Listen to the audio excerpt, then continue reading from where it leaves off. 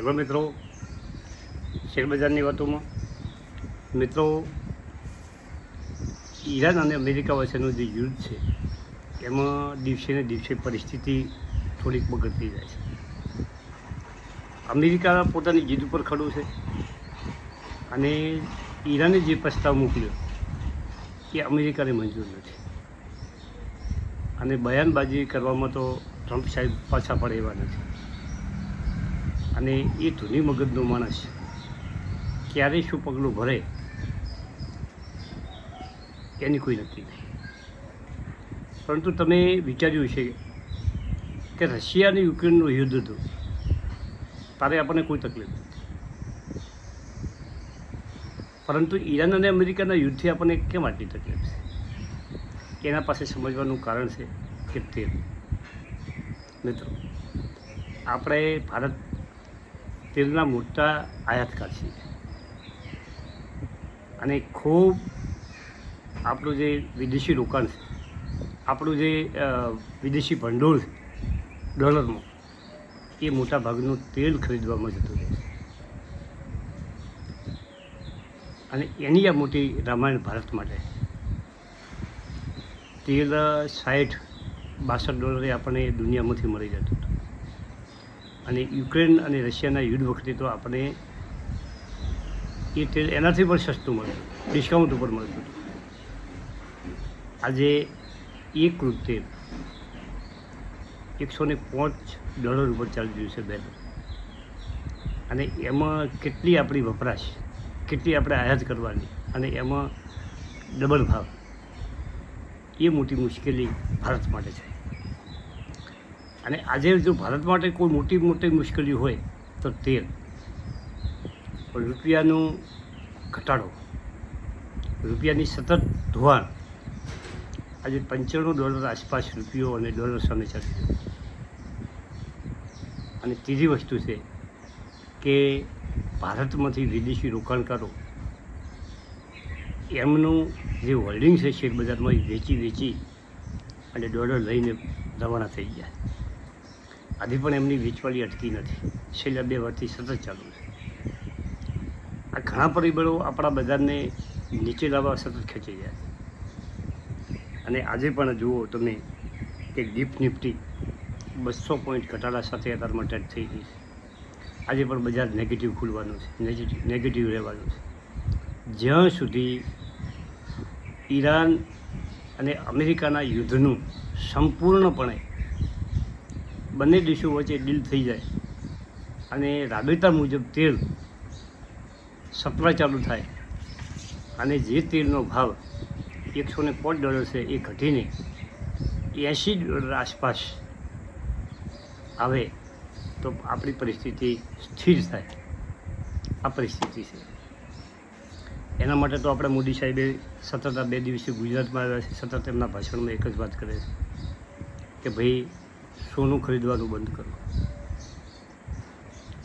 વિદેશમાં પ્રવાસ કરવાનું બંધ કરો. અને ત્રીજી વસ્તુ, જે ખાવા તેલ છે, વેજીટેબલ તેલ, એ તેલનો વપરાશ ઓછો.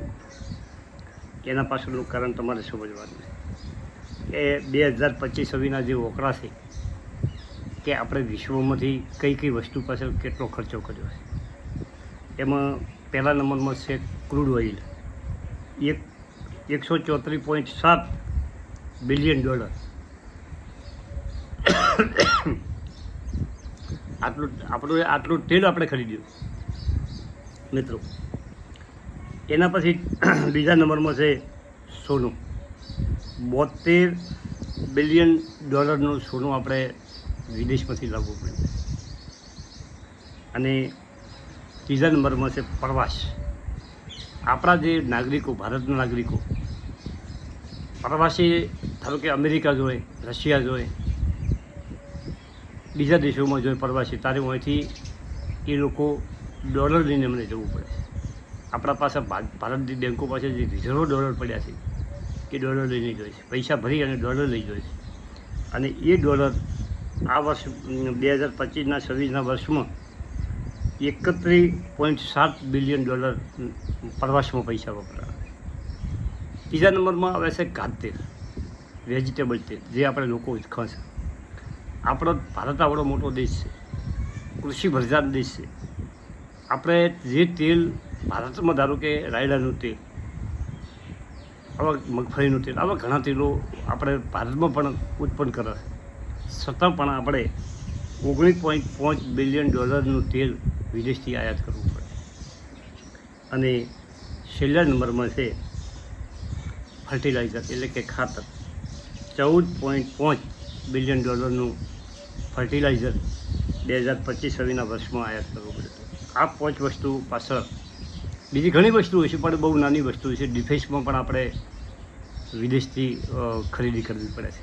જે મોટા મોટા ડિફેન્સના સાધનો છે, વિમાનો છે, એવું આ બધાના કારણે આજે આપણા દેશની પરિસ્થિતિ થોડીક આ તેલ વધવાને કારણે સહેજ ચિંતાજનક થઈ રહી છે મિત્રો. એટલે ઓના ઉપરથી આપણે શું શીખવાનું છે કે કાલે ઉઠી ટ્રમ્પ પહેલાં ટેરિફ કરતો હતો, હવે આ યુદ્ધનું ચાલુ થયું છે. ટેરિફે આપણને નુકસાન કર્યું. ટેરિફનો પ્રશ્નનો નિવેડો આવી ગયો. આ પ્રશ્નનો પણ સમય નિવેડો આવી જશે, પરંતુ બજાર એક વખત ઘટી પણ શકે છે કોઈ વધારે પેલું થાય તો ખાસ મિત્રો કે જે પ્રોફિટ થોડું ઘણું થતું હોય, અને પ્રોફિટ બુકિંગ કરવામાં કોઈ ખોટું નથી મિત્રો. સારા શેર પકડી રાખો, તમારે શક્તિ હોય તો પકડીને બેસી શકો છો. પરંતુ કોઈ લોકોને એમ હોય કે ભાઈ આપણે તો આમાં સારું પ્રોફિટ દેખાય છે, આ પોર્ટફોલિયોમાંથી 5-7 શેર આપણે લાવો, થોડાક ઓછા કરી નાખો જે પ્રોફિટવાળા શેર છે અને સારા વધ્યા છે તો કરી શકીએ છીએ.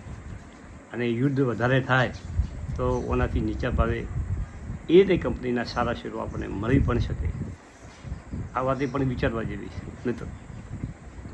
હવે બીજી ઘણી વાતો કરવી છે, પણ એક કંપનીની આપણે થોડીક વાત કરી લઈએ કે પારસ ડિફેન્સ. આ કંપની $862 પર ચાલી રહ્યો છે.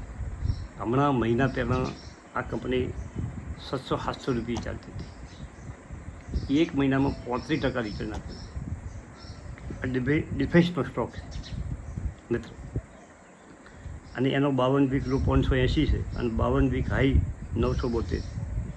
માર્કેટ કેપ 100,953 કરોડ છે. નાની કંપની, ઘણી મોટી નથી, ઘણી નાની નથી. ફેસ વેલ્યુ ₹5 છે અને ડિવિડન્ડ ઓછું આપે છે, 0.06%. EPS 9.21. PA 3 છે. સેક્ટરનો પીવત 52 છે. સેક્ટરના પીએથી ઊંચો ચાલી રહ્યો છે. વેલ્યુએશન થોડુંક હાઈ થયું છે. બુક વેલ્યુ 80 છે અને PB 9.93 છે. હવે આ કંપનીમાં નાની કંપની છે છતાં હોલ્ડિંગ કેવું છે તમે જોયું કે 53.19% પ્રમોટરો છે, 5.06% વિદેશી રોકાણકારો છે અને 1.24% આપણા ઘરેલું ફંડો છે, 34.51% પબ્લિકના શેરો છે અને 100% બીજી મોટી મોટી ડીલો કરવાવાળાના હોલ્ડિંગ છે. આ રીતનું છે મિત્રો. એટલે હવે બજારમાં સાવચેતીથી કામ લેવું પડે. પરિસ્થિતિ આગળ જતાં શું નિર્માણ થાય છે એના ઉપર બજારનો ટ્રેન્ડ રહેલો છે. ગયા અઠવાડિયે બજાર આપણું ફૂલ ગુલાબી તેજી હતી અને એમાંય મિડ કેપ અને સ્મોલ કેપના શેરો સતત દોડતા હતા. અઠવાડિયું દોડ્યા, પરંતુ વળી પાછી બ્રેક વાગી છે. તમને આપણે વારંવાર વિડીયોમાં કહે છે કે બજાર બહુ સેન્સિટિવ હોય છે. પેલો લજમણીનો છોડ હોય, તમે સહેજ અડો તો એ કરમાઈ જાય. એ રીતે બજારમાં કોઈ પણ નેગેટિવ સમાચાર એ બજાર પચાવી શકતું નથી. દુનિયાના ગમે ખૂણે ગમે બનાવ બની ગયો હોય, અત્યારે ટ્રમ્પ સાહેબનું એક બયાન પાછળ બજાર વધઘટ થતું હોય. જો એમનું વલણ કોણું હોય યુદ્ધ તરફથી તો બધા રિએક્શન આપશે. અને એમણે કડક ચેતવણી આપી છે કે ઈરાનની જે પ્રસ્તાવ છે મોકલ્યો છે એ પ્રસ્તાવ અમને મંજૂર નથી. હવે આગળ શું થાય છે એ જોવાનું. ભય નથી અને કોઈને યુદ્ધ પર વળતું નથી, પરંતુ આ દબાવની એક રાજનીતિ હોય. તમે દબાવ જેટલો દાજી કહો એટલા સામે માણસને તમે નમાવી શકો છો. મિત્રો, આ બધું ચાલતું રહેવાનું. Thank you. આભાર.